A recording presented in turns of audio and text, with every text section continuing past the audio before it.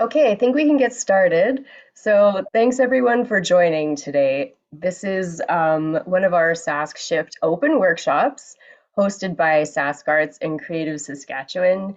And we have people from Arts Action Research today. Um, I'm joining you from Treaty 4 territory in Regina. Um, so the Sask Arts is in Saskatchewan and comprised of portions of lands from treaties 2, 4, 6, 5, 8, and 10, territories of the Nehiyawak, Anishinaabeg, Dene, Dakota, Lakota, and Nakota nations, and the homeland of the Métis. And it's May the 4th. May the 4th be with you. So I'll hand things over to Nello McDaniel now. Take it away. Thank you, Carmela. Greetings, welcome. Hello, everybody. Nello McDaniel here. I'm coming to you from Brooklyn, New York, which is the ancestral home of the Lenape-Hoking tribe. My pronouns are he, him, and it's really a pleasure to be with you today in spite of the lousy weather here. So I'm going to get that out of the way. Okay, so right. I also want to introduce my partner in crime, Ann Dunning. I think many of you know Ann, and so Ann is coming to us from Boston. Is that right, Ann? You want to introduce yourself quickly? Sure. Yeah, I've met many of you, but I'm Ann Dunning. I'm with Arts Action Research. I'm happy that Nello gets to do the talking today and I get to sit back and relax, but I know you'll find this topic and discussion very important for the work that you all do. So enjoy. Well, before going on, how many do we have tuned in? I can't really tell with my little strip here, Carmela. Looks like about 29, including us. Oh, wow, great. Okay, that's terrific. Well, and given sort of the limitation of time, I'm going to exercise the prerogative of just diving into the work, and so that I have time. There's a good bit of information to cover here, and I want to make sure that I have the time and opportunity, and also that there's time for some questions and some discussion if that's at all possible. So so I'm going to take a deep dive. I would like to mention right away as well that I'm going to be using slides through this. In part because there are a number of graphics that are going to be really helpful in illustrating some points. It also will help me stay on track so I don't drift around too much. I'm inclined to do that sometimes. Also, I will make sure that you all receive these slides, and we've been providing a PDF of the slides, and so I will be sending this to Carmela. And I believe that then you can request a copy from her. Is that correct, Carmela? Yeah, we'll also be posting these on our website now, so that'll be easier to access then. Yeah. Okay, great. Okay, so so keep that in mind as you're taking notes or not, or what have you, so that you will have access to all of this. So I'm just going to move into this. Before getting into this, though, just very quickly, would like to ask each of you to just take a quick moment and think about the last two arts or cultural events that you attended, and that is the last two arts cultural events, not counting your own organization. So just think about those real quickly, jot them down so you'll remember them, because I'm going to swing back to this a little bit later.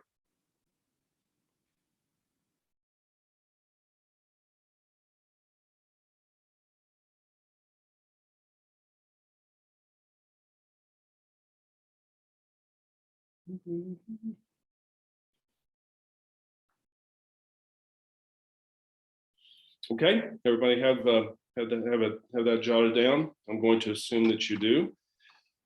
So I'm talking today, of course, about growing audiences, and a couple of things about growing audiences. This is the name of a publication of ours, but it's also the name of a body of work. And this is a body of work that we've been involved with now for over 20 years. And this started out with initially with a body of research that we started doing with the Association of Performing Arts Presenters here in the US and the Kennedy Center. And so the initial research was really about how do we think about really and truly not just attracting audiences or traditionally developing audiences, but how do we think about the process of how audiences actually grow and, for an organization, how they actually expand, how they actually engage. And so just a bit more of a deep dive into the nature of audience behaviors, if you will. And so, so the initial research that we conducted then led us to applying a number of approaches and processes to our work here in New York, with theaters in New York, with organizations in North Carolina that we work with, Philadelphia, Toronto, and so we found that we had quite a broad range of applications for this work, and along the way we continued learning more and more and adding to our research. So, so what you're going to be hearing me talk about today is the result of that initial research that has been evolving and developing through quite a lot of application and broad-based application. So, so the thing that we started out doing with this project and has never really changed is that we approached this in the very beginning as a strategic process to increase and enhance audience engagement by deepening, broadening, and diversifying relationships. And those aspects, deepening, broadening, and diversifying, are points that I'm going to be talking about quite a bit in all aspects of this here today. So, so there are really three topics I want to touch on here. First of all, some of the key concepts, and in the key concepts, these are really kind of a combination of both things that we've observed and that we've learned, but also some of the things that we've developed, excuse me, and in the application of some of the principles and some of the research. So, so I want to touch on 6 of these key concepts because they really represent kind of a through line in the whole body of work. Secondly, I'm going to talk about the relational connections, something that those of you who have tuned into one of the organizational process and planning workshops that will be familiar to you, but then also how we take those connections and also use them in a very strategic way and in terms of an application. And then number 3, I'm going to talk about this equation. But I'm not going to talk about that until later. So that means if you want to know more about that equation, you pretty much have to stick with me. Okay, so those are the 3 topics. Okay, to begin with, some key concepts right away. First of all, audience behaviors have changed more than taste. This will qualify as one of the observations. But the point about this is that periodically, and I don't think it's just here in New York, I think it's in a number of places, but it seems that the media periodically decides or speculates that audiences are dying out, audiences are not growing, audiences are not paying as much attention to the arts. We especially experience that here in New York. We work with a good number of theaters here in New York. There are over 400 producing theaters that make up the Alliance of Resident Theater New York's membership. And so, so even as they may be reporting that audiences are breaking records on Broadway, although they don't consider Broadway necessarily theater, it's more entertainment kind of theater, but more often really talking about the not-for-profits, the off-Broadway, off-Broadway, off-borough theaters, that audiences just they're dwindling and they're not paying attention. They're not as interested as before. Well, the fact is that as the number of theaters have grown in the city, that is, the numbers have gone up and up and up. And like I said, over 400 of these theaters now. Well, audiences are expanding their interest. They're looking at a much wider range of theater. So if anything, I believe that some of our observations are that theater audiences are actually, if anything, they're growing, but in a measured relationship with the kind of expansion and growth of the theaters themselves. But what that looks like maybe to any one theater that over the years experienced much greater attendance, that maybe they've lost some audience. But the fact is that they're out there. They've just spread out. But it's also their behaviors have changed, and by that I mean that especially the behaviors related to the decision making about what audiences are going to see. When I first started working in this business many years ago, working with the first dance company that I managed, it was quite common then. Of course, everybody was relying very heavily on subscriptions. Well, of course, people were making decisions about what they were going to see months in advance. When you buy a subscription, you're making a decision about what you're going to see 10, 12 months out. Well, today there are, of course, much fewer subscriptions offered. They're still out there. But what we're finding is that more and more people are making decisions very late. The decision horizon, in some cases, is down to 24, 48 hours. Because here again, there is so much to choose from. There's so much out there. And so why make a decision about what you're going to see months in advance when there may be so many options that you don't even know about?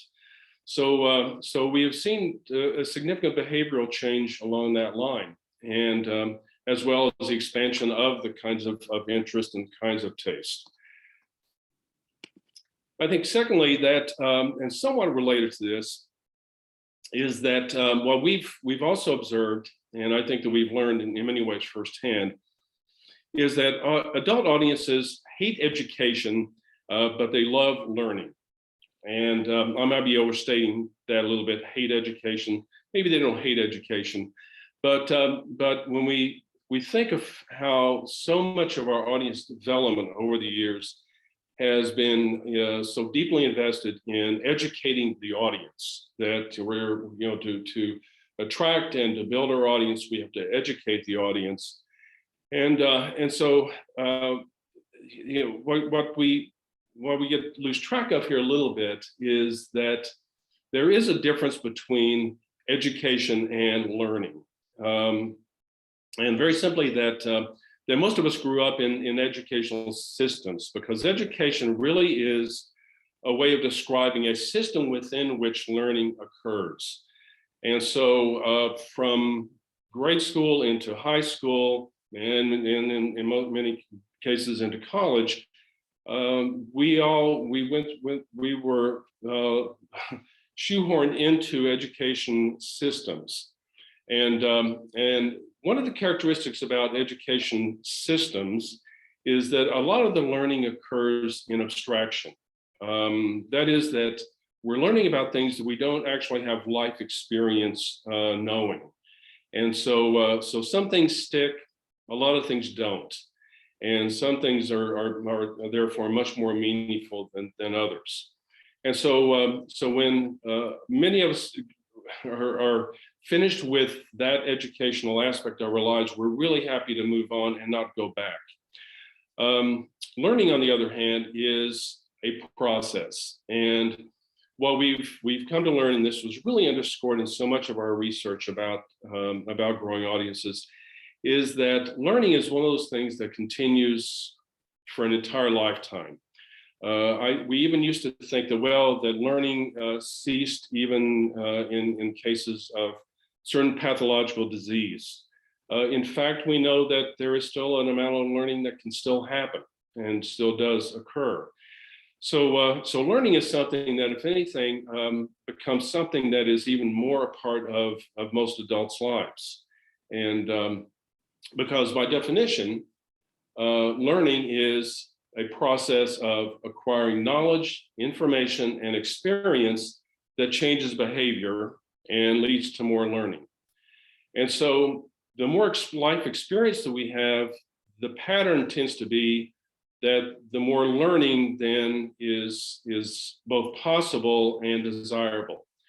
And so it's really quite common to see that adults are engaged in a great deal more learning and much more broad and broader learning as time goes on.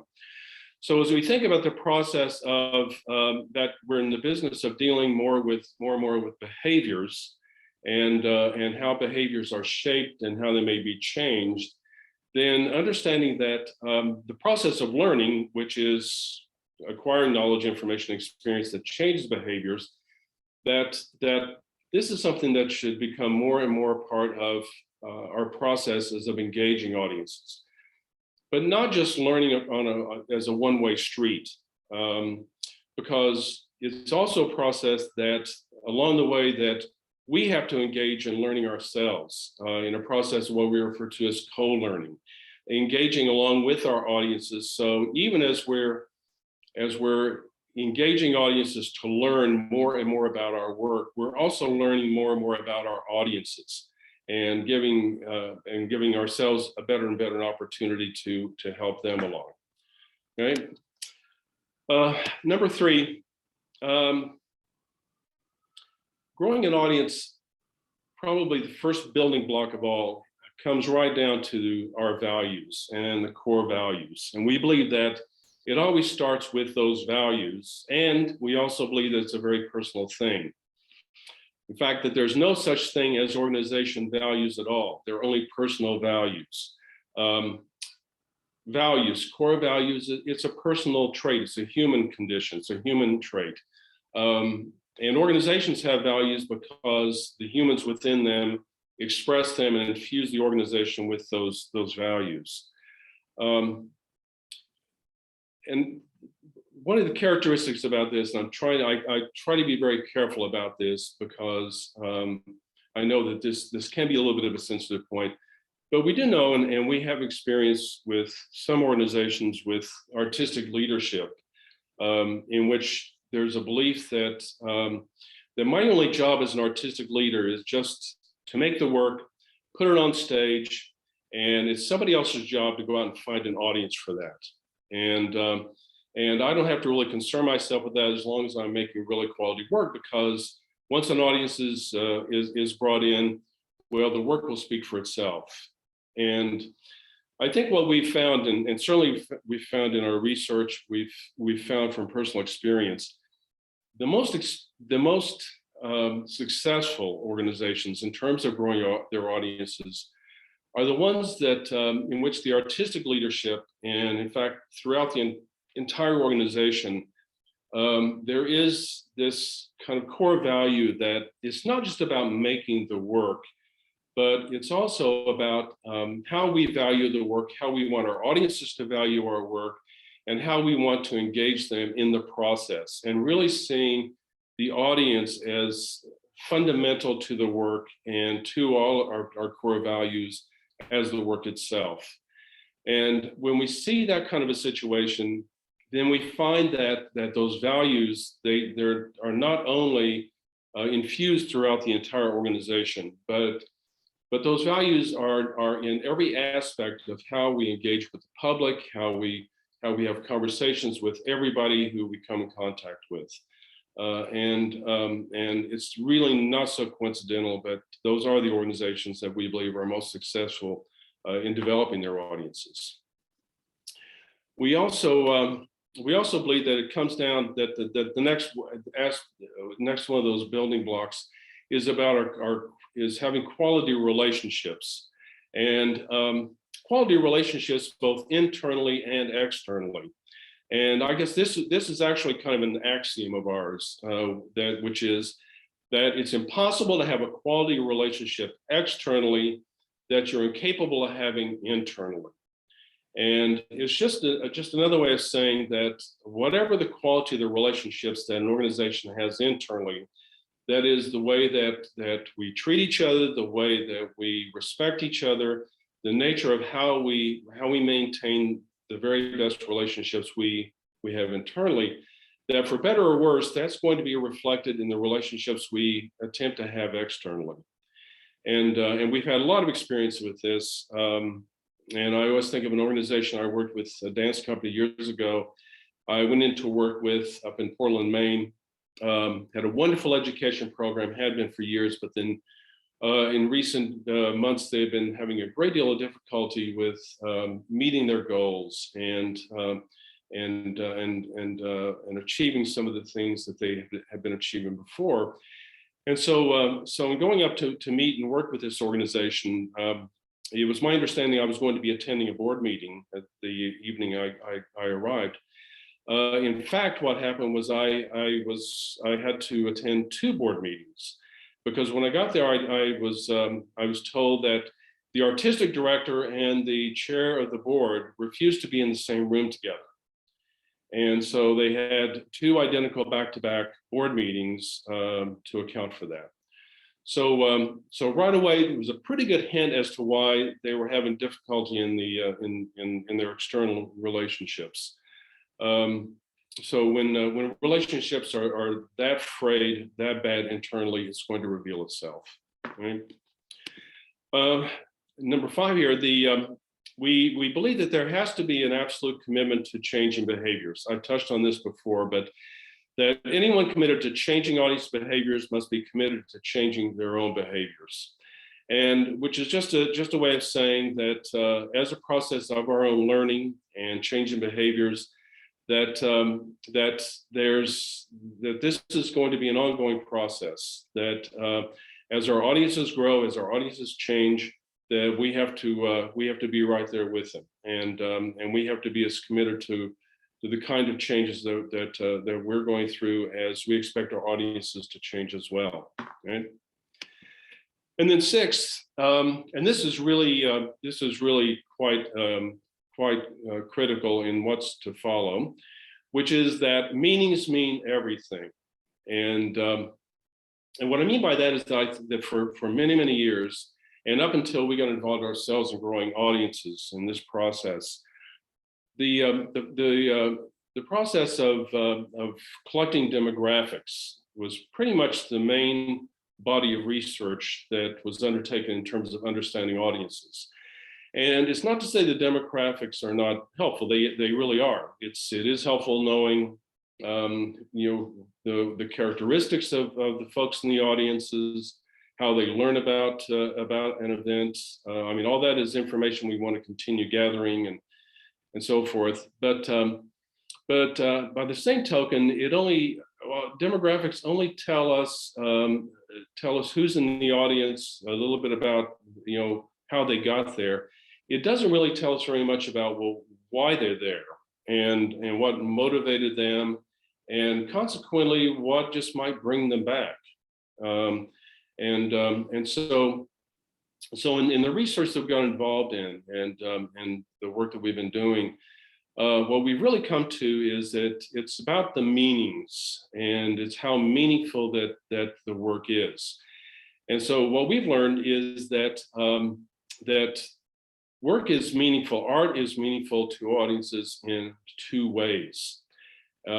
First of all, and this is always really the gateway, unless it's a relative or someone is a very close personal friend, and so I'm not really speaking of that.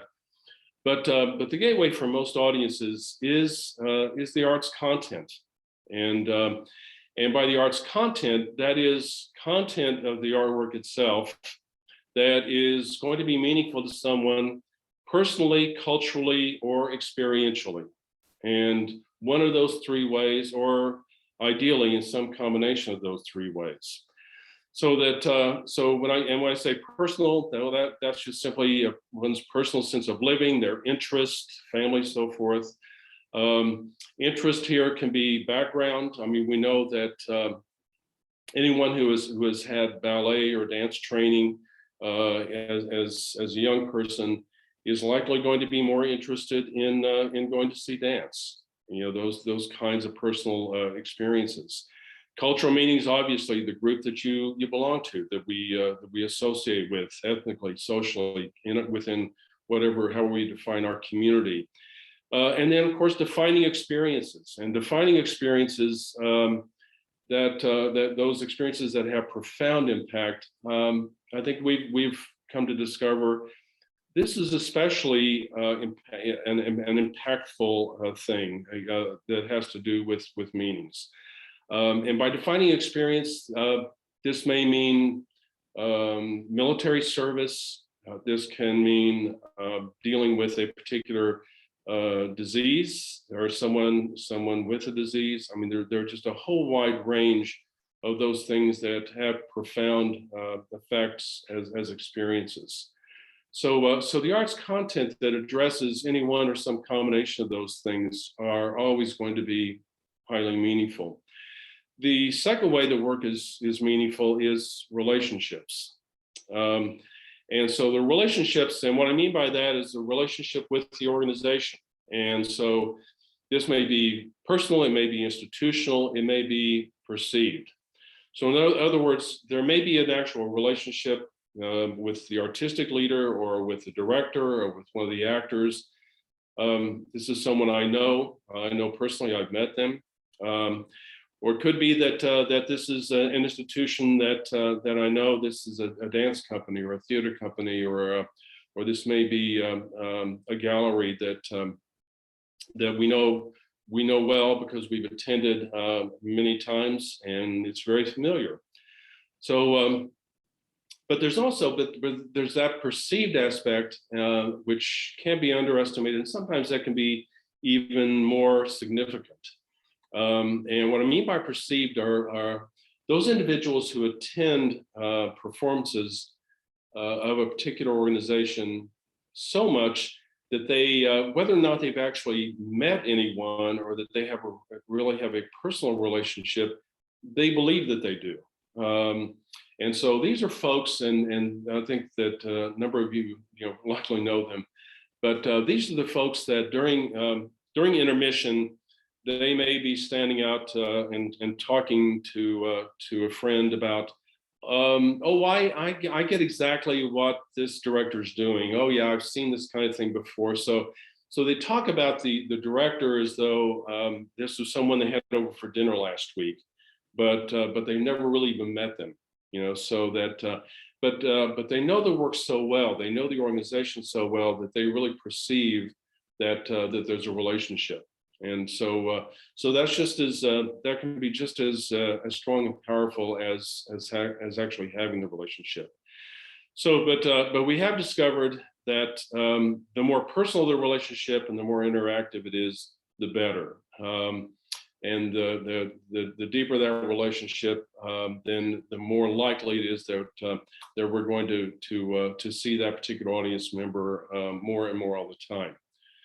Okay, so those are the two ways. And so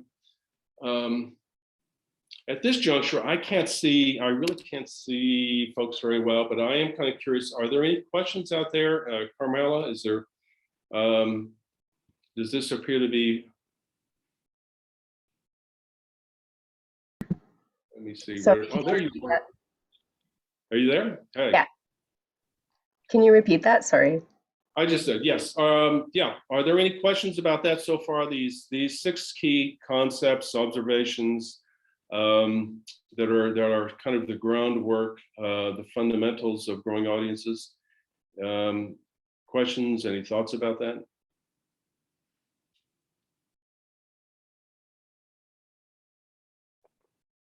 No.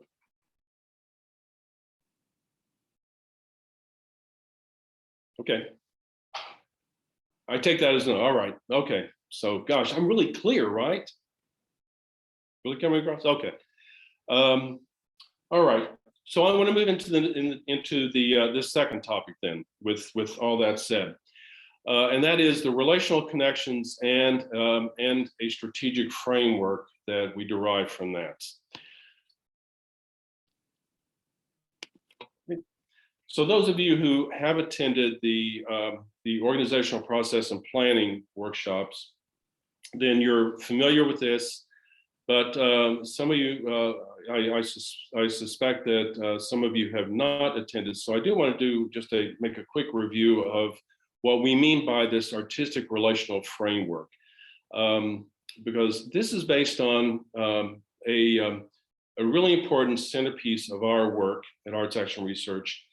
And that is our belief that the artistic process is the most effective process for any organization, any arts organization that is available to them. Because the artistic process, by its nature, is the most effective process for planning, problem solving, decision making, relationship building that any organization can find.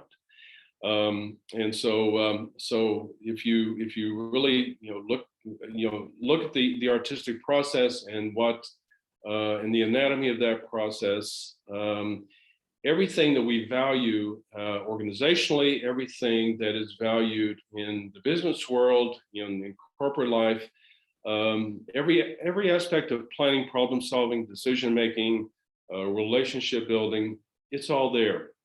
And so we believe that far from isolating that artistic process in the studio and keeping the process there and separating it from the life of the organization, that we really need to bring the artistic process into everything we do. And we need to allow that process to inform everything that we do. And so we speak of that quite literally. And so one aspect of that is how we think about relationships and the way that that artistic relationships work. And so this is a way that we characterize it. And I like to point out that I'm not going to describe a model here. This is not a model because we don't believe in models. We don't believe there is a model out there. Each organization has its own model. We like to maybe speak of examples, but and there are a lot of good examples out there, but I'm not proposing a model. What I am doing here is just characterizing the nature of how most arts organizations work when it comes to how they build and maintain relationships. All right, so at the center of this relationship, that center is the artistic center. And at the artistic center, there may be a single artistic leader. There may be two leaders, there may be three. We've seen a whole wide range of configurations. It's up to each organization, of course, each entity to determine what their artistic center is. I worked with a group once with 23 collaborating artistic directors. This was a group in North Carolina called the Somnambulist Project. It was utter chaos, as you can imagine, but it was their chaos and they understood it. And for a while, they did some pretty good work. But in any case, at that center is the artistic leader. And what we find is that the artistic leader, and if you will, let's say that this is a director or maybe a choreographer or the curator, that director will usually identify a group of core collaborators. And this will usually be a pretty small group of very highly trusted individuals. And these are individuals, if it's a theater director, then it may be another director, it may be actors, it may be designers, but maybe 3, 5 people, like say a small group. And so this is what we refer to as their core collaborators. And the core collaborators are there for two really good reasons. Number one, the artistic leader knows that this is an individual who really understands my work. This is someone who really gets me and really gets what we're trying to accomplish here with this organization. And so this is someone who is there because we've likely had a lot of good, productive experience. The second reason is because of that experience, because of that history, and this is someone who gets what I do so well, there's a very high level of trust. And we know that because of that high level of trust, that when we sit down at the table, the figurative or literal table, to talk about the work or talk about whatever we're going to do, that we have a very, very open conversation. There's no holding back. We're being very honest. We're being very, very forthright in what we're talking about. Everybody can say what's on their minds. Nobody gets hurt. That we all understand that we're trying to arrive at the very best product. So that level of trust is something that the most artistic leaders really rely on a great deal. Then we also find there's a second circle, and this is what we refer to as a connected group of collaborators. And in this group, this group of collaborators really comes into play when there's a project that we're ready to undertake. And so it's time to cast individuals in certain roles. So this may be a standing ensemble of actors or dancers or musicians. It may also involve an audition process, and very often will involve audition. The interesting thing about this group of collaborators is that if it involves an audition, then if you happen to be an actor who has worked with this director before, then you likely have an edge over everybody else because you know how this director works. You know what the director expects and how to show up for rehearsal and how to interact and so forth. But actors or dancers within this connected circle may have this kind of a relationship with a number of different circles, with a number of different centers. And so, but they know that when they're working with this particular director, they know how to work while they're here. The interesting thing about this is that if someone in that core group of collaborators has to be replaced, they're almost always replaced by someone from that connected group, because this is made up of individuals who are really get what the artist is doing. They've developed an understanding. And so there's the director will invite an individual into that core collaborating group. So what's interesting here, though, you begin to see that a culture is already taking shape. And so there's understanding, there are shared values, and so we begin to see the culture of the organization, the entity taking shape. What's interesting about that, when someone is invited from that connected group into the core, that it is always by invitation of the director at the center. It's not by seniority. Sometimes it may be, but it's not necessarily by seniority. It just may be that it's the individual who really gets what the director is trying to do. That group of collaborators also don't get together and decide on who goes to the center, goes to the next circle. So it is a process of growing knowledge and understanding about the work, about the director, about the organization, and the trust that's building along the way. Then there's also this third circle, and this third circle we refer to as a needs-specific team. And this is made up of individuals with a special talent or skill, because no matter what the project is, the director will always find that there's some aspect or maybe a role or a design element, something that can be found within those first two circles. So we have to go outside, bring somebody in to serve that role. What's interesting about this is that while that individual is involved, they have to work just the way everybody else works. If they don't or they can't, then they have to go. Because one individual can't mess up the collaboration. By the same token, directors often find that someone who is involved, they may want to have a deeper relationship, so they begin to move into that next circle by invitation. So otherwise, it's likely someone who provides a service, they go away, we may not see them again until we need that again, may not see them again at all. So, and so that goes. So, but generally speaking, this is the way that we characterize the nature of artistic relationships, and I think that that most understand that this is the kind of flow based on understanding the work and on the way that the trust is built along the way. Okay, right. I'm going to assume everybody gets that. Okay. So,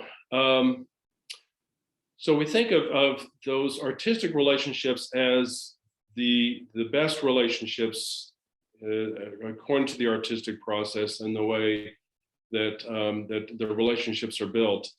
Then we find that that we can also apply that in terms of how we think about our audience relationships.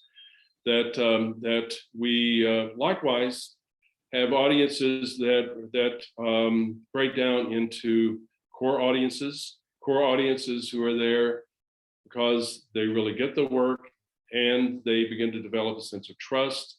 We have connected audiences. We also have what we refer to as uninitiated audiences. We also refer to as unconnected audiences, but audiences that are not experiencing arts activities.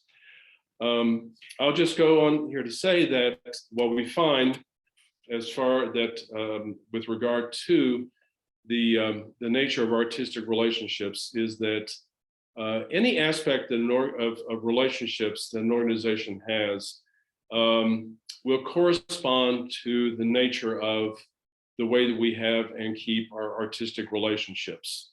There'll be variations. I'm going to explain more about the variations within audiences. But as you join us for workshops with Anne for her relational fundraising and development workshop, or the workshop that I conduct for audiences, which is represented by community, you'll find that we will be using this kind of relational framework for everything. Okay, so. But if we take just that quadrant of the audience relationship out and take a closer look, there are some variables within this. But first of all, we know that every arts organization, if you've been producing work for any time at all, that there's a core audience. That core audience may be made up of 10, 20, 50, 100, 500. It can be, any number of sizes depending on the time that you've worked and so forth. But every organization has a core audience, and the core audience is made up similar to the artistic relationships, but it's made up of audience members who know the work of this artist, they know the work of this organization, and whether it's a theater, a dance company, a music organization, a visual arts entity, they know the work of this particular group because they've seen the work over time. And because they know the work of this organization, they really believe that they have developed a relationship. And in that relationship, they have built trust. And so they've come to believe that and to understand that that the work is going to be interesting. And even if they don't like a particular work, they've known the work long enough that, well, I may not like everything, but I'm sure I'll like the next work. And what's really interesting about this is that core audiences will tend will attend events even if they don't know what the organization is doing, because they build up such a sense of trust. And they believe that what they're going to see is going to be really interesting. We also have we have a connected group of audience members, and we tend to refer to this connector group often as shoppers, because the connected audiences are made up of those folks who attend arts events, But with this particular organization, they may not have seen that much work, but they're really just shopping around. They're shopping around looking for arts opportunities. They're looking for, in effect, what's really the most interesting. And I think this is something familiar to almost all of us, is that if you have an opportunity to see something, then and only one thing, then you're likely going to want to see what's the most interesting thing that you can see. That is, if the organization that you're a core member of isn't performing. So, so among the connected, or these shopping audiences, they are really, scoping out what's interesting and what's familiar to them. Now, the thing is that's interesting about these two audiences, the core, the connected, or shoppers, is that this is the audience that we also refer to as inclined audiences. And by inclined audiences, I just mean by that these are folks who are attending arts events, and they're out looking and they're paying attention to notices. When they get something in the mail, they're actually paying attention to it. But they also they're also seeking out information. And so the thing that's important about this and is that that as we're thinking about audiences within a community and who we're appealing to, this inclined audience is the audience that we're competing with absolutely every other organization in a community with, because we're all trying to attract the attention of the inclined audiences.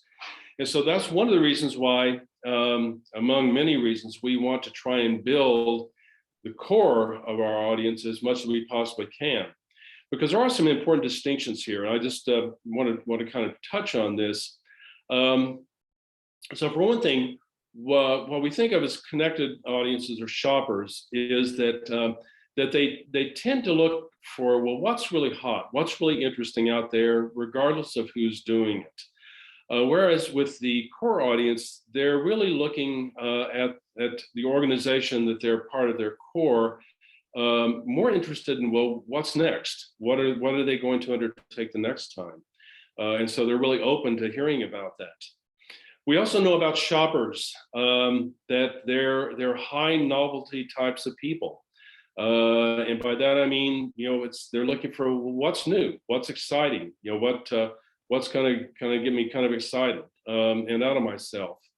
With the core audience, we find that they don't disregard novelty, but they tend to be more interested in originality. And part of the interest in what's next is what is the group going to come up with next? This group I know so well, and they're open to original work much more. We also find among connected audiences, these shoppers, that they tend to operate on a bit of adrenaline. We've often referred to them as adrenaline junkies, because they are looking for what's new, what's hot, what's exciting, what can I get excited about and talk about, because it was so exciting. In contrast, what we find from our core audiences is that they tend to thrive much more on endorphins, that kind of familiarity that comes with knowing the work of a particular organization and really becoming involved in a body of work. And along that same line with our connected and shopping audiences, they're pleasure seekers, and they're looking for the opportunity. Whereas our core audiences are really settle into understanding the difference between enjoyment and pleasure, because pleasure is a very fleeting thing. Enjoyment is something that's much richer and much more long lasting, and something that they're going to be talking about much longer. So these appear to maybe be subtle differences right away, but they are more profound once we're able to move our shoppers from that shopping category into the core. One of the things I've found interesting about this, in one of the sessions I was doing along the lines, about this, I had one member of the group who was also, I believe, was a board member, who was a therapist and counseled couples, and came up to me during a break and observed that, you know, this is precisely the way we talk about the difference between dating and a very deep relationship leading to marriage. So if you think of the connected or the shoppers as being a part of the process of dating, that if you can move from that state of dating into one that is much deeper, that's really what we're trying to do with our by moving our shoppers into our core audience. So I thought that was a very interesting observation. Okay. So then, now back to this. To take it to the next circle here, or this next ring, which is the range of the uninitiated or unconnected, which we sometimes refer to. This group here, which we label C to Z, is actually a pretty sizable group, because this is a group of individuals in the community who are not attending arts events. It's not on their radar. They're not paying attention, and so what we know about this group is that they're not paying attention enough that even if they get something in the mail, it'll be considered junk mail, and so it's probably going to go in the trash. So you really can't have a kind of marketing relationship with them. So we have to figure out. We either have to abandon trying to bring them in, or we have to find other ways of attracting their attention. Well, the fact is, I said before, that if the core and the connected, those first two circles, represent people who are inclined to attend events, and if we really want to increase our audiences, we really want to grow our audience, we're almost going to have to go into that uninitiated circle. So we really do have to think about, well, how are we going to reach them? Well, what we found is that it is possible to reach them if we are able to reach them in some fashion on a very deeply personal, cultural, or experiential level, on that content level, in a really profound way. But we're not going to market to them about that content. It's most likely going to have to be through some form of by proxy. And so by proxy is to say that either we're going to have to find another organization that is going to deliver our message for us, or to go through another organization to reach some of those individuals. So there are a number of examples about this. One of the examples that I've used numerous times, and is still a very good example, is that a theater here in New York, the Manhattan Class Company, a number of years ago produced the play Wit. And I'm sure some of you know the play well. It won a Pulitzer Prize. It was on Off-Broadway. There was an HBO program that was developed with it. But when MCC decided to do the production the first time, it's a play that really had bounced around in a number of theaters, but because it was about the topic of cancer, and a very sensitive topic, a lot of theaters passed on it. And in MCC's case, they felt, well, that this was something that, because of their commitment to the playwrights and to this particular playwright, it was their obligation to produce the play. So they were just as wary of the topic, but their approach to this was, rather than avoiding the topic or trying to ignore the fact that it was so sensitive, they developed a relationship, first of all, with a group called Gilda's Club. And because this play was about a university professor with ovarian cancer, the nature of Gilda's Club is that it was named after the comedian Gilda Radner, who died of ovarian cancer, and so they developed a relationship with Gilda's Club, such that they attended some of the gatherings of the membership. Some of the leaders of Gilda's Club put them in touch with several other cancer support groups. And so they made contact with those groups as well. And so what occurred from that was that in the first couple of weeks that the production played, that much of the audience was made up of individuals they came in contact with through Gilda's Club and these cancer survivor groups. And so they were really reaching them by proxy. And because this particular topic, far from being overly or too sensitive for these folks, it was something that was profoundly meaningful, experiences that they had experienced or were experiencing. And so they developed a very close working relationship with these organizations.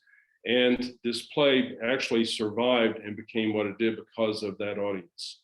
So not every play, not every project, dance or music project, has opportunities like that, but we have to think in those terms, how we're going to reach into those uninitiated groups. The other circle here, which I have labeled disinclined, is made up of a number of folks who we would consider to be essentially anti-art. And the distinction we make here is that this group of uninitiated really is not anti-art. They just haven't been exposed, and they haven't had the opportunity in many cases. And once they have the opportunity, things can change. We do believe that, and we know that there are those out there, though, who are anti-art. And our belief about this group is that we should really leave them alone. And just let them be anti-art and not go any further with that. Okay. All right. So now then, I want to take a little break, but in the process of the break, what I'd like to do is go back to these two events that I asked you to think about and write down at the very beginning of the session. And what I'd like you to think about is about those two events. As you think about those events, would you consider yourself to be either core or connected or a shopper of those events?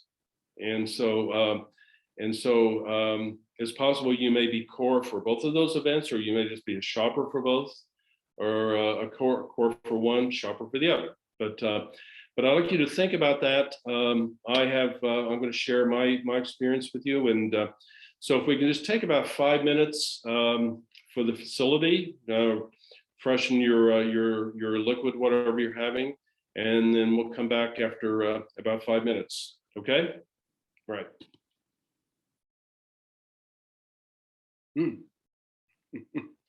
Okay. I see one thumbs up here.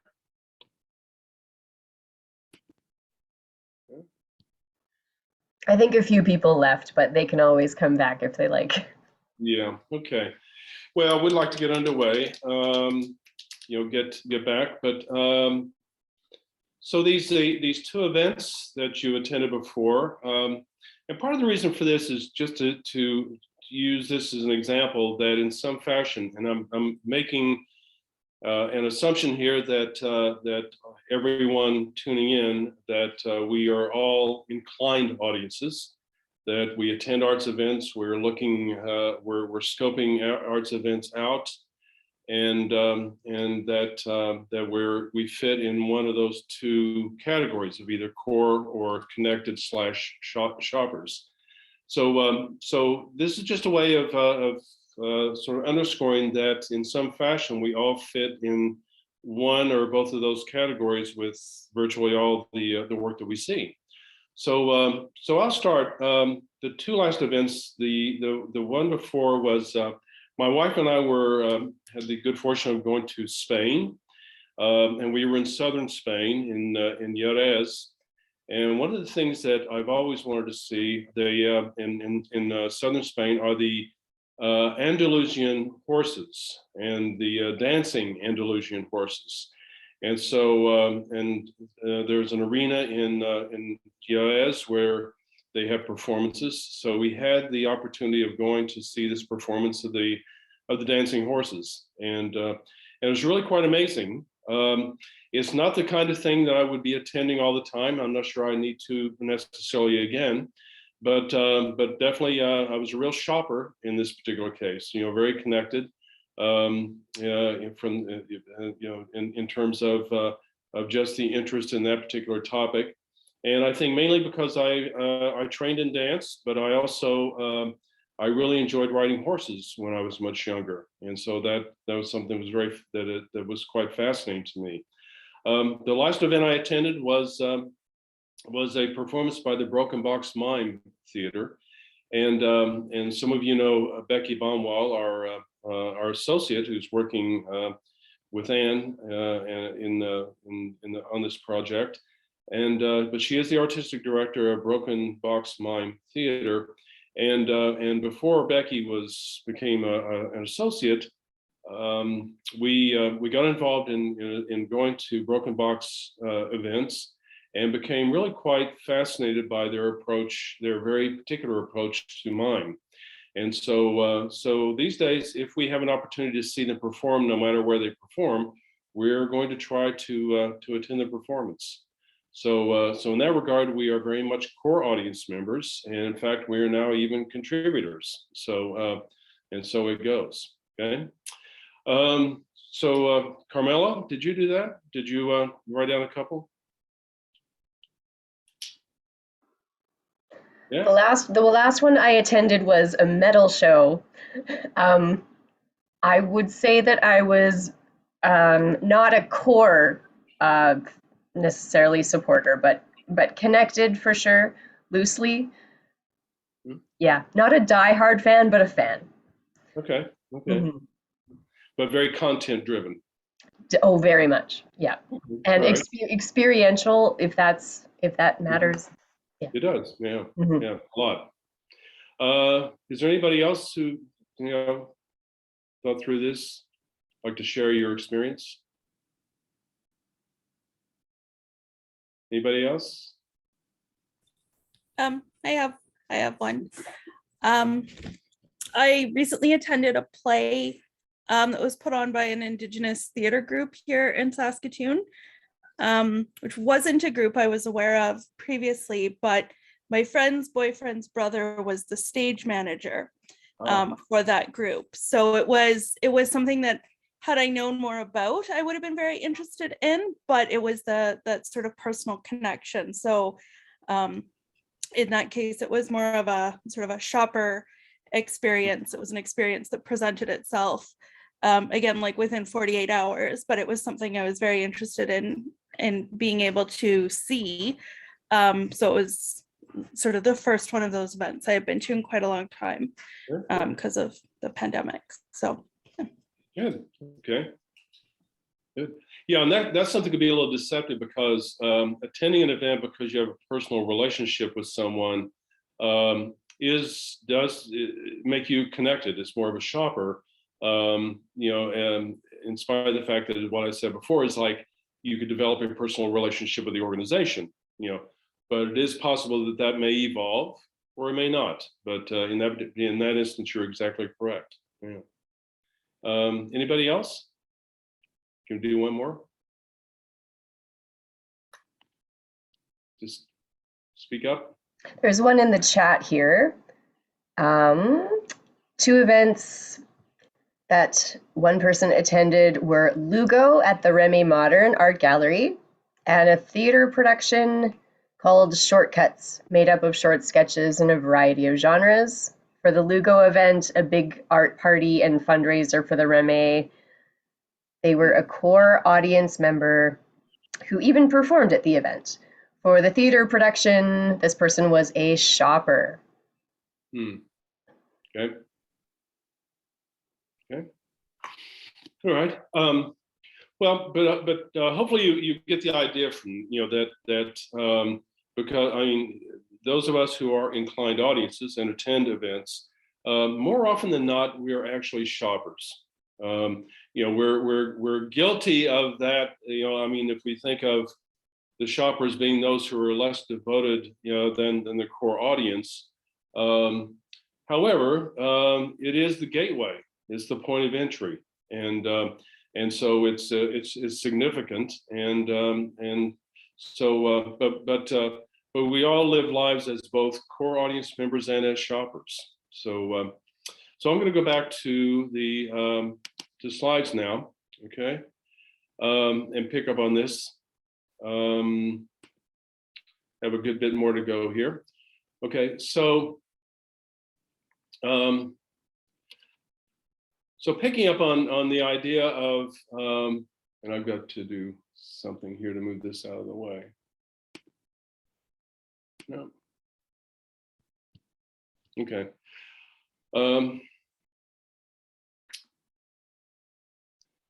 That arts events are, I can't, doggone, I can't read my top thing here. Somebody read that to me. Meaning and audience energy. Okay, all right. So this is where I'm so inept at this sort of thing. But arts events are meaningful if we establish that arts events are meaningful by virtue of the arts content and or the relationships, and that the more meaningful that an art event is, the more likely a person is to attend or participate in the event. And so therefore, the more meaningful the art event is, then the higher their energy is to attend. And in this regard, then, that the level of energy of the audience member is the measure of their of the meanings. So it's just another way of saying that the more meaningful that we can make the work to someone, whether it's a shopper or if it's a core audience member, or for that matter, if it's an uninitiated individual, the more likely that they are to attend. And so, so the contrasting element here is that rather than trying to overwhelm all of the noise out in the advertising world that we're trying to compete with when we're marketing an event, if what we do is to concentrate more on increasing the level of energy through the meanings that we're able to identify and communicate, that we stand a better chance of increasing the energy and the likelihood of someone attending an event in that particular way, okay? And so that, so increasing energy on the event, with the event gives us a better shot at them. But we also have to keep in mind that there are those energy dampers out there. And those energy dampers have to do with noise or other advertising out in ether, frustration that someone may have, and the frustration could be anywhere from having too far to drive, parking problems, a snowstorm. Inertia is a real damper because just getting people to move off their couches these days is a challenge, and has become more so.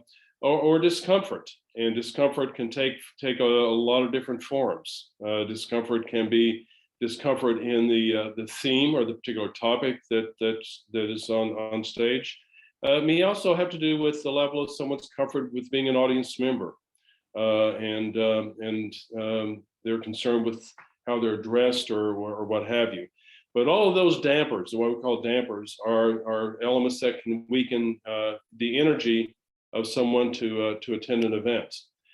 And so so this is what takes us to that equation, which is to say that if meanings equal the art's content and the relationships, and the energy level is a measure of the meanings, and then the energy dampers weaken the energy, that we could characterize what we're trying to accomplish here in this equation, which is that the art's content plus the relationships, as they may exist, divided by the dampers in whatever form, will equal the level of energy that we have to work with.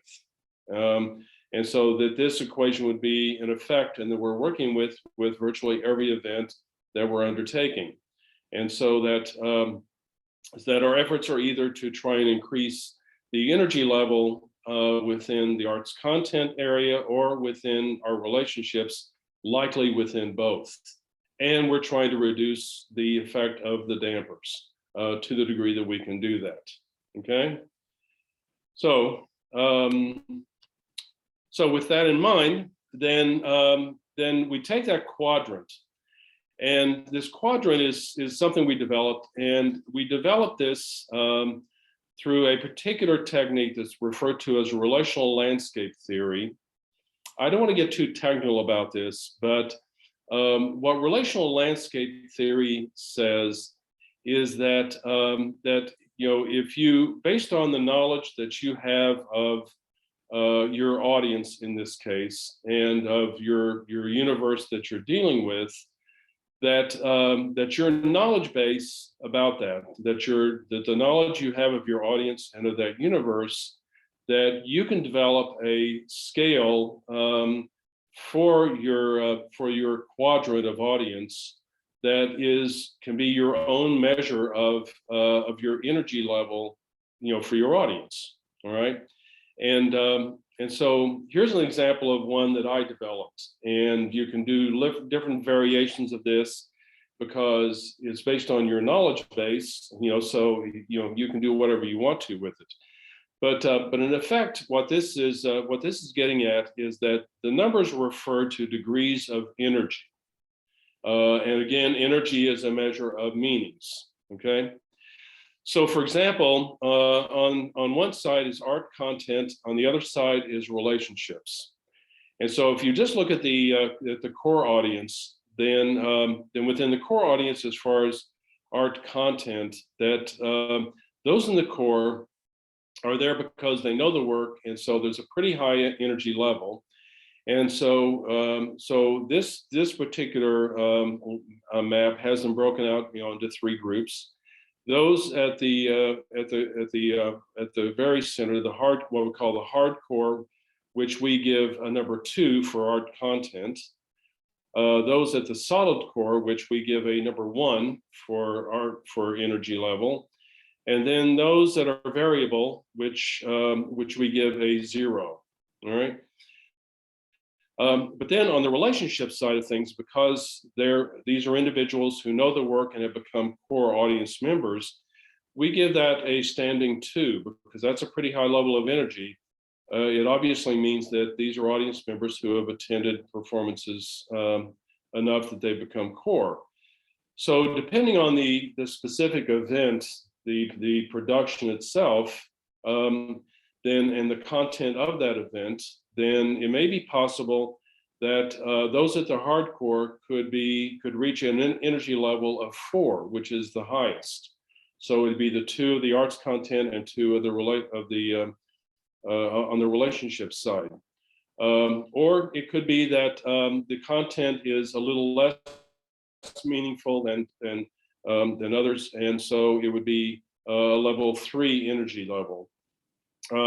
Or it could be that there's not as much interest in the content, but this is someone at the core, so the organization gets benefit of the doubt, and so the energy level is still pretty high. It's a 2, and so the energy levels there at the core are pretty high.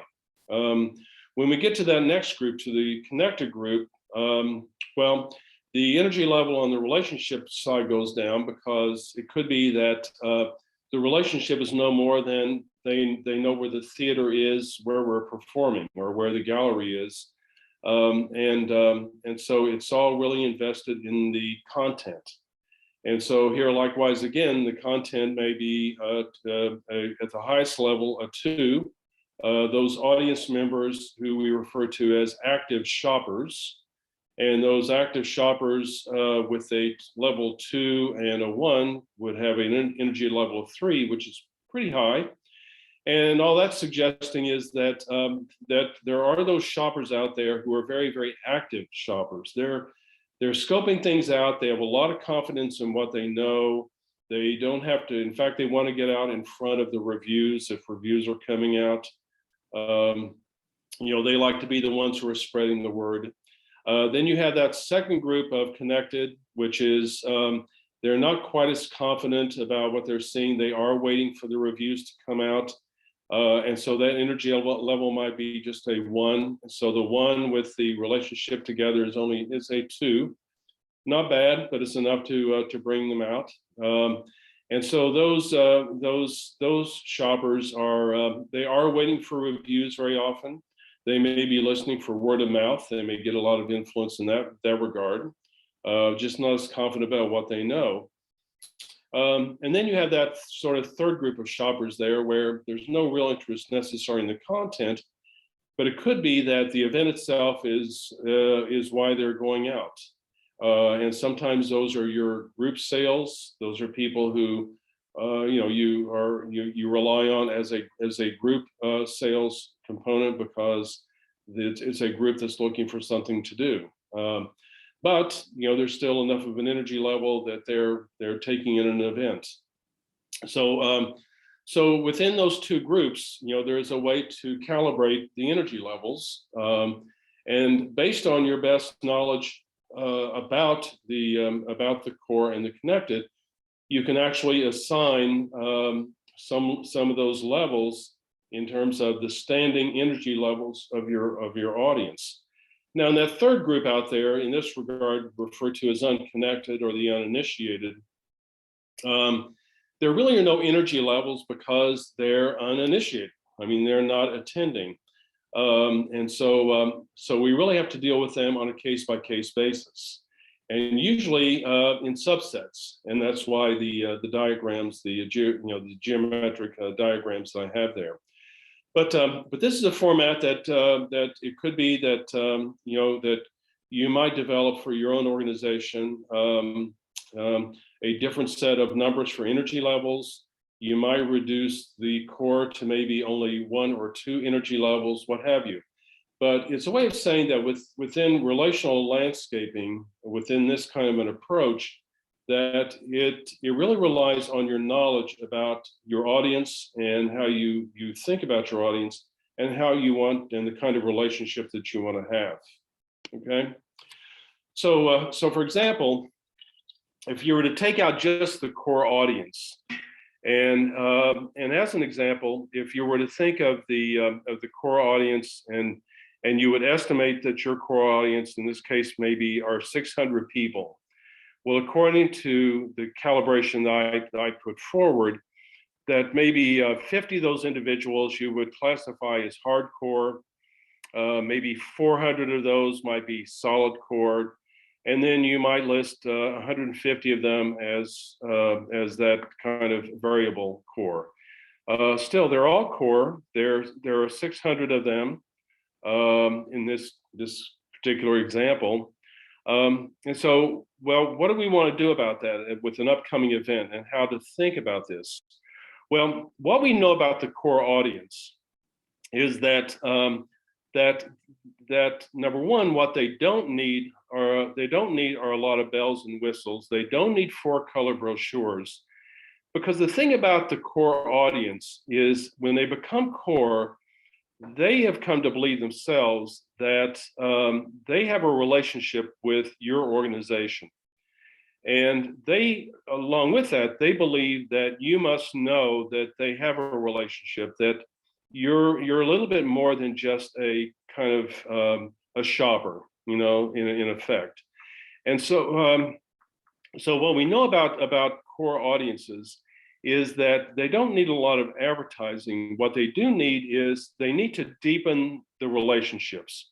What they're looking for is they're looking for more personalized treatment. They want to know that you know that they are core. And by virtue of being core, that it would be best if they could receive some kind of more personalized communication, something that might share with them more about this particular upcoming event, something from maybe the director, either the artistic director or the director of a show, that here's what here's what we're planning, what we're thinking, the kind of research we did, why we're excited about this. What they're looking for is inside scoop, because to be an insider, to be core member is to be an insider. Now, the value of taking those extra steps to try and personalize this and give deeper information is that this group represents your best group of influencers. That is, those people who are going to be most likely to be spreading word of mouth. And what we know about marketing to this day is that the most effective means of marketing is word of mouth. And so more than likely, this is where word of mouth is going to spread faster and better than any place else. So the more information that you can invest in this group of people, the more likely you're going to get, a better word of mouth effect. Okay. The other thing about this, and the reason to invest more deeply in them, is that that anyone who is going to write a check or become a member of your annual giving circle is likely going to come through this group. People who write checks and become contributors are usually, I'd say 99% or more of the time, they are part of your core audience. And the thing that's really interesting about this to note is that they're not just contributors, but they actually, at this point, they've become investors because they have enough of a connection with your organization. They believe enough in the organization that when they make a contribution, it's really their way of saying they believe it's important for you to be here and to continue being here. And so you want to treat them not just as contributors in that regard, or as potential contributors, but potential investors. And there's great potential within that group to increase their investments as time goes on, because they're really committed to the work. We also know that out of this group is where is going to be your best shot at developing community allies, especially through the board. And any of you who attended my board session know that I believe very strongly, and we believe very strongly, that no one should ever come on the board unless they first come through the work. And they should come through the work in a pretty deep fashion so that they really know the work, as in they should be a member of your core audience. Okay. Take a look at the second group, this connected audience, or the shoppers, if we isolate them. And these are, again, made up numbers for the sake of the example.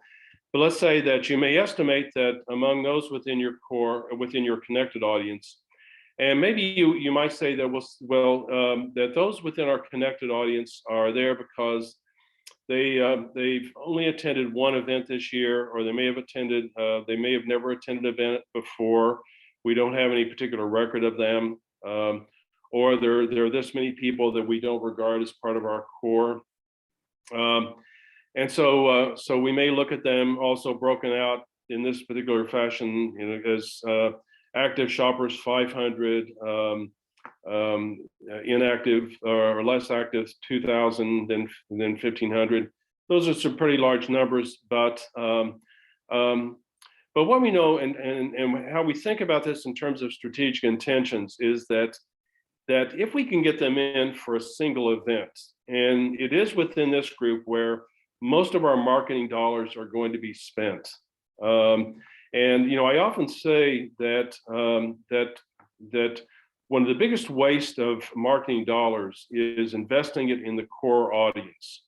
Because again, the core audience does not need bells and whistles, 4-color brochures, all that stuff. They need personalized treatment.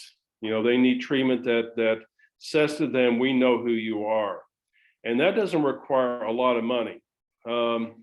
Where you're going to be spending more of your marketing dollars and where those dollars have to be spent is where you're competing with the rest of the community. And that has to do with the shoppers. So that if you have some success in bringing them in through the content and through your marketing efforts, then once there, what you want to begin to do is to personalize your identity with them, so that that as quickly or as effectively as possible, they're not associating the event with the theater that they're sitting in, which sometimes shoppers will do, but they understand and they see a face, they hear a voice, they get an idea right away that there's a personality or personalities behind the work that they're seeing. So personalizing and doing what you have to do at that event to personalize the identity is really critical. And that includes face and voice association in some fashion, in whatever way you can do that. With this group, you also want to acknowledge their attendance.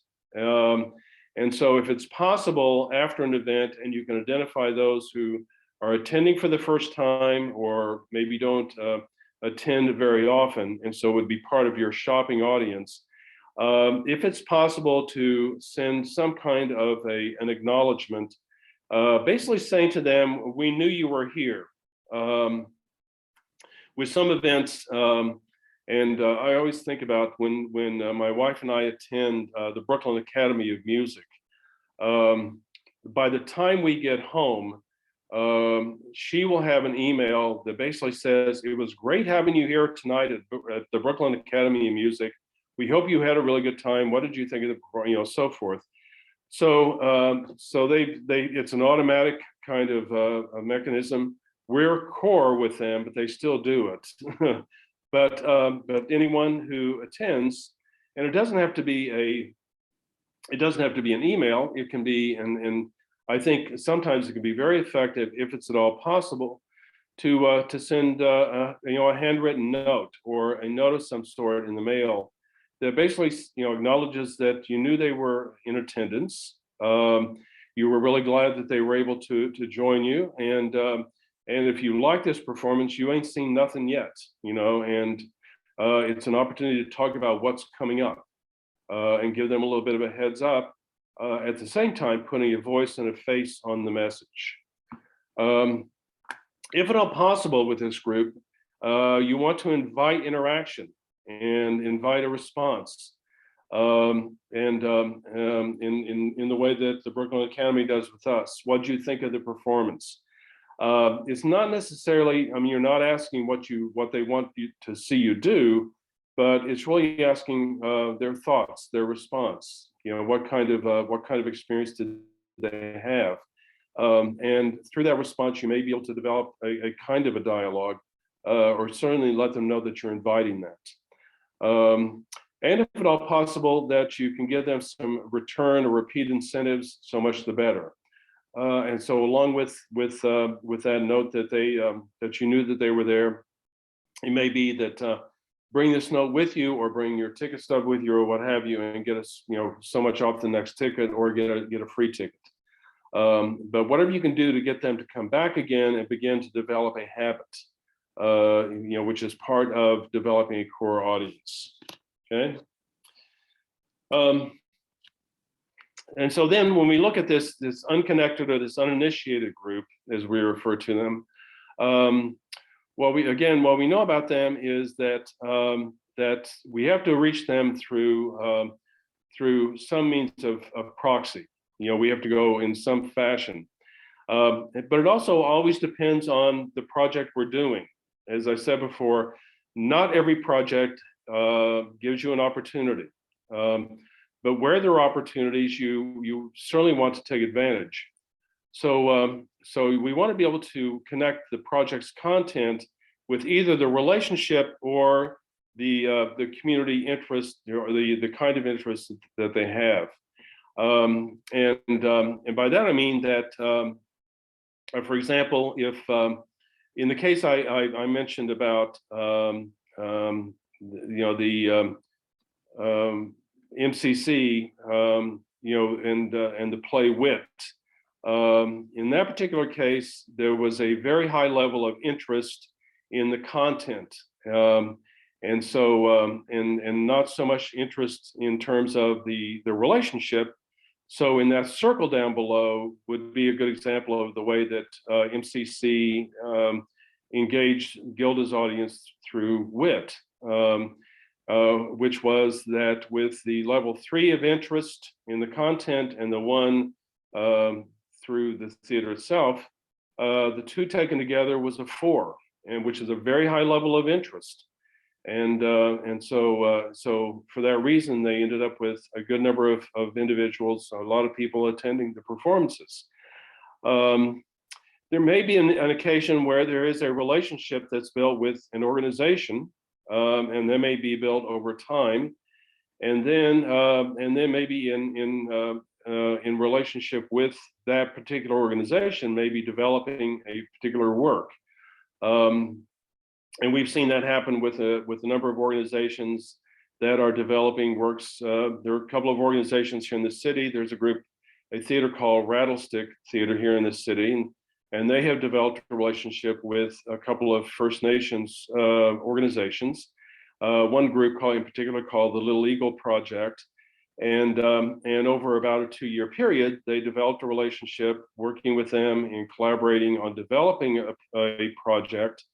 And after a couple of years, that project was put on stage, and through that, they developed a very strong relationship with the audiences of Little Eagle, which is that square, representing that square. And so that relationship, along with the relationship with the content in that case, and I can't say that for sure, but they developed a very high level of energy with that group. Now, what's interesting about this, and also is valuable about building a relationship in this unconnected or uninitiated group, is that what we found is that that while logic might say that if you can get individuals in that circle to attend an event, that they'll move into that next group of connected, but that's not what happens. What tends to happen is that if they make a really strong connection with the event and with your organization, they tend to jump right to the core audience. And we've seen that happen time and again. That certainly happened in the case of the WIT project, because the process is one in which they develop such a relationship with the organization that they tend to follow the organization, the theater or the organization, rather than becoming an audience member that's out shopping around for events. Now, some of them do that too, but more often than not, they become much more devoted to a single organization. And so the value in identifying either through content or through a relationship, these kinds of events through projects you're developing is well worth it in terms of developing and growing the audience. To this day, MCC Theater will say that approximately about a third or more of their core audience came to them by virtue of WIT.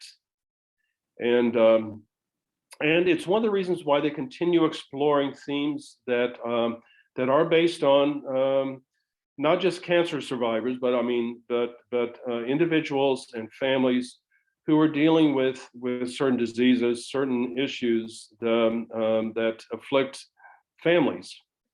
And they've had a tremendous amount of success doing that. So the value in going after that unconnected or that uninitiated group can be pretty enormous. And again, keeping in mind that not every project affords the opportunity. Okay. So with that in mind, and again, I'm going to make those slides available to you all in the form of a PDF. So that you don't have to try and copy all of that. Are there any questions about that? I've read through a lot of information, and I think this particular workshop is especially difficult like this because I can't see quite the looks on faces and sometimes whether people are getting it or not, and so I will say right now, I mean, that with the time left, I'm happy to answer any questions or anything that may not have been clear. I would also invite you, and I'm going to put up at the end of this an email address. And that will also be with the PDFs that you'll receive. I invite you to write with any kind of question or an invitation to contact you. And I'm very, very happy to do that. Okay. So questions? Thank you, Louise.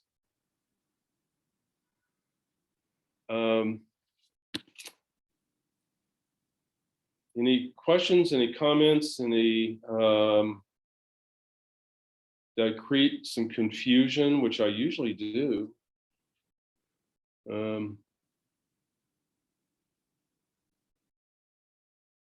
So Carmela, you don't usually laugh at me like that behind your mask, do Oh, no. you?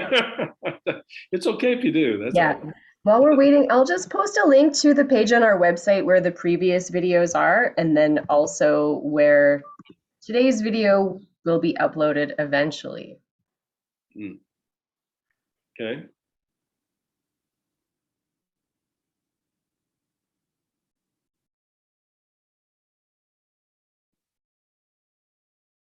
I have a question. Let me see here. My name is Ying. Hello. Thank you for the presentation, and I've learned a lot. I have a question about the relationship between audience and the community. Maybe I missed your previous workshops, so I'm aware that the audience and the community have some connection, and I'm wondering how we can turn those audiences into a community.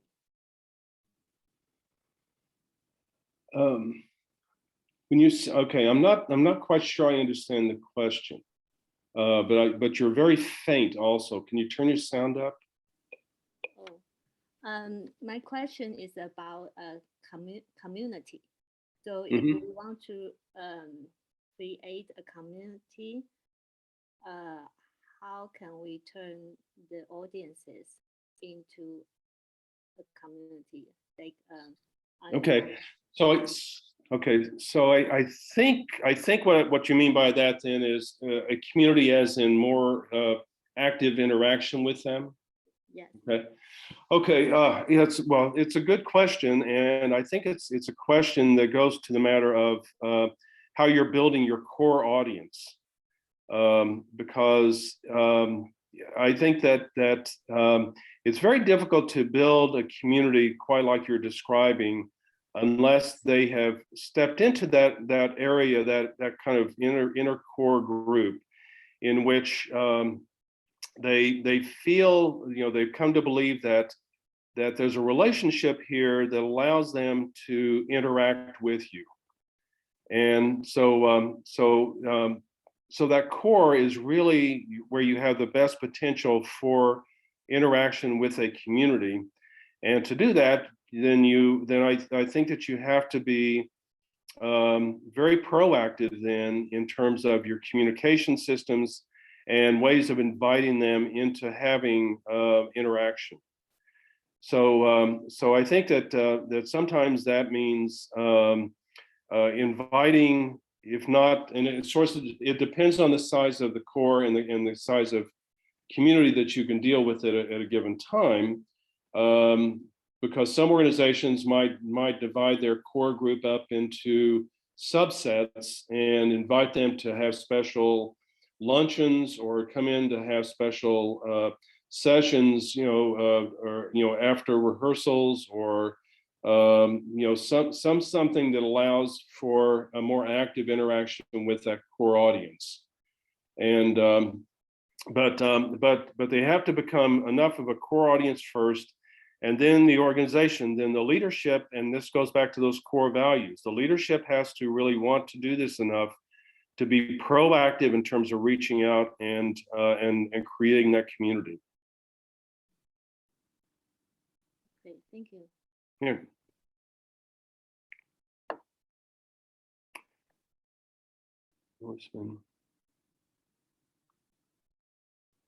Okay, here's a question about how about spending marketing dollars on the connected and what to spend on the unconnected and uninitiated. I will say this, that that when it comes to the uninitiated and unconnected audiences, spend as little as possible, because when I'm not being facetious about that. I'm just saying that to build to reach these audiences by proxy, it means that you have to build a relationship with a Gilda's Club type organization. When the Asheville Museum, Art Museum, did an exhibit on motorcycles, because it's a big thing in Western North Carolina to make these designer motorcycles. So they did this exhibit of designer motorcycles. So they had to reach out and develop a relationship with this motorcycle club, which some of them kept referring to as a gang. Well, it's not a gang, it's a club. And, and these are serious collectors and serious designers. And so, so the relationship has to be built on a one-to-one basis and be, respectful, and has to really be, be one that that is cultivated in the right way. And that's not about money. That's really about building the relationships and being very thoughtful and very respectful, in every step of the way. And it's a very intense learning process, but it's so rewarding. I mean, if there's an opportunity, it really ought to be taken.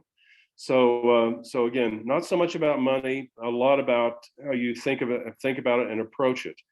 When it comes to the connected audience, I mean, I guess I know I've been accused of going overboard on this, but I mean, I really do think that this is where the lion's share of your marketing dollars are going to go. Because you're competing with every other event, for people who are looking for high novelty, people who are looking for what's hot, they're looking to escape, and I think this is especially pronounced post-pandemic now. It's like, if people are brave enough to go out, then they're more inclined now than ever before to be taken out of themselves. So I think that there continues to be a big challenge to our marketing staffs, to get those messages out there, to be as creative as they can be, not to break the bank over spending on them, but you want to put the lion's share of your money into getting them in the door, and we get them in the door, then we have a chance to begin to build a relationship with them. And when it comes to building relationships and sending those connected shopping people into the core, they go there one by one, two by two. They don't go flooding in.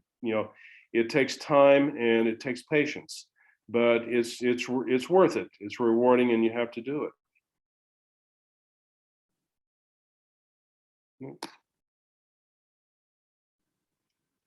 Any other thoughts? Any questions?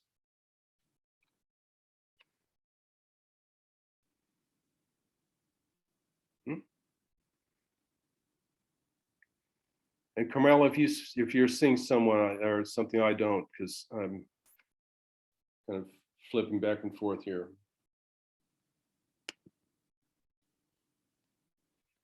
I can't wait until I can actually come and see you all. This is it's terrible being so far away. Okay. Thank you, Tracy. I will say again, and Carmela, you will also be on my case if there's anybody that gets, that I fail to do, but to follow up with. But I want to make sure that that you get the PDFs, that you have that information, but also that you don't hesitate to make contact. Contact me, contact Anne or Becky. I mean, we're all sort of steeped in this because we live with this. We're applying so much of this information all the time, and so I want to make sure that you all feel comfortable doing that. And so Carmela, you have our email information. You have all that to pass along. One person did put in the chat that they're just wondering what the next logical step is in learning more about this. I'm sorry, ask that again. What the next logical step is in learning more about this topic. Well, I think that, I mean, there are a number of points of entry to this. I think that certainly my intention of this is that in that list of those key concepts and those things that are kind of like the groundwork, I would only ask that you take a quick review and kind of and see how you measure up against those key concepts. And I suspect that you'll find that you measure up well. I would certainly expect that. I hope that that would be the case. But I think that is a good place to start.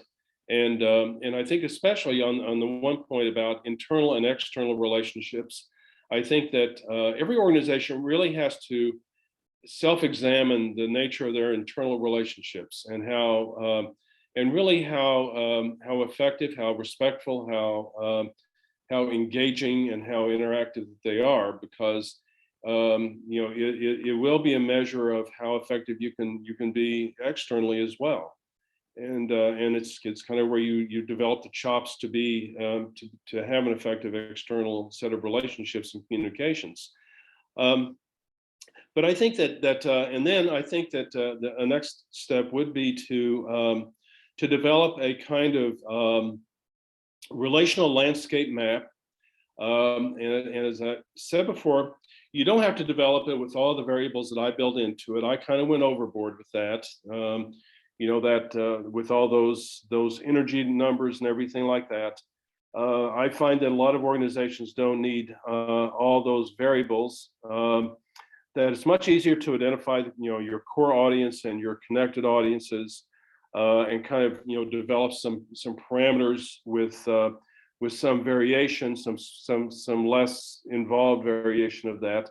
But I think it's helpful to develop that kind of a relational landscape map, so that you begin to sort of agree internally about, you know, the nature of your core audience, the size, what are we already doing that is personalizing those relationships, that is making the most of those relationships. Are we over spending and under communicating with them? I think that's a really important question that has to be addressed by every organization about their core audience. And then getting a sense of how effective you know, they are. And I mean, the marketing is really and truly aimed at the connected or the shopping audience.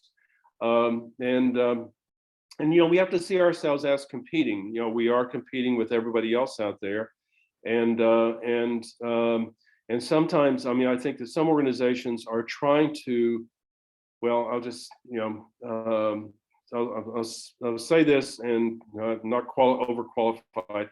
I think sometimes our marketing messages to our connected audiences overemphasizes the organization, when what we need to be emphasizing to them is the content.